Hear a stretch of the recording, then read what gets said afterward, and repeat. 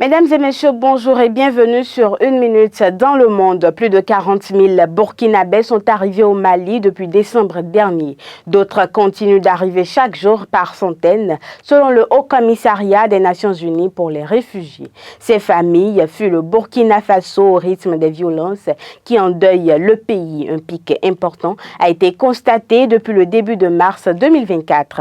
Mais les réfugiés burkinabés arrivent dans un Mali lui-même en proie à l'insécurité et qui peine à répondre à tous les besoins de ces nouveaux arrivants.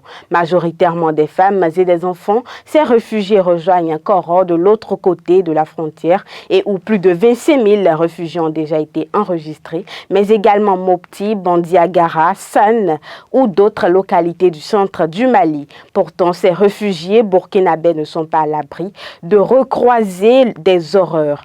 Le centre du Mali est lui-même le théâtre d'attaques régulières des membres du groupe de soutien à l'islam et aux musulmans, SNIM, affiliés à Al-Qaïda. En Côte d'Ivoire, les autorités veulent recenser les biens immobiliers de l'État afin notamment de les sécuriser. L'annonce a été faite il y a quelques jours en Conseil des ministres.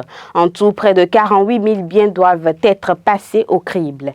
La première étape de cette opération consiste à un recensement mené par la Société de gestion du patrimoine immobilier de l'État pour élaborer une cartographie des biens immobiliers de l'État, y compris à l'étranger.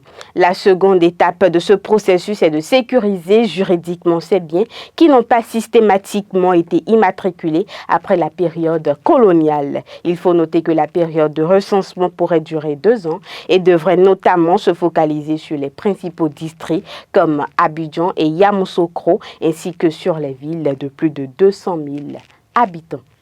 Au Burundi, l'opposant historique Agathon Rwasa n'est plus officiellement à la tête du parti Congrès national pour la liberté CNL aux yeux du pouvoir burundais. Le ministre de l'Intérieur a pris acte dans une correspondance rendue publique lundi 18 mars des décisions du Congrès extraordinaire organisé par un groupe de dissidents du principal parti d'opposition le 10 mars dernier. L'actuel ministre de l'Intérieur burundais Martini Terese reconnaît officiellement comme nouveau président du parti CNL, un certain Nestor Girukouichaka, élu lors du dit congrès du 10 mars.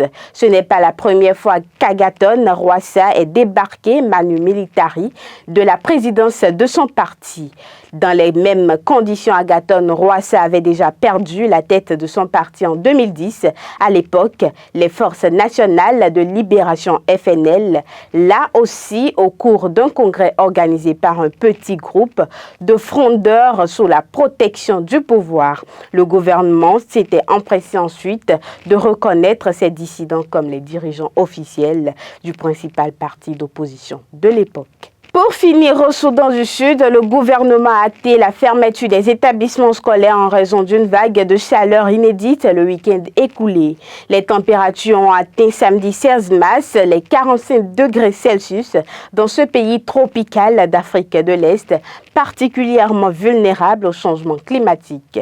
Les ministères de l'Éducation, de la Santé et de l'Environnement ont émis une alerte canicule, soulignant que ce phénomène devrait durer au moins 2 semaines selon les prévisions.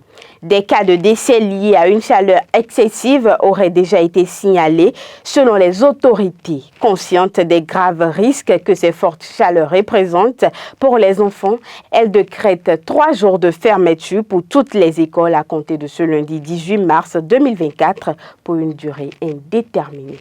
Ce sera tout pour ce jour. Merci de nous avoir suivis et à demain.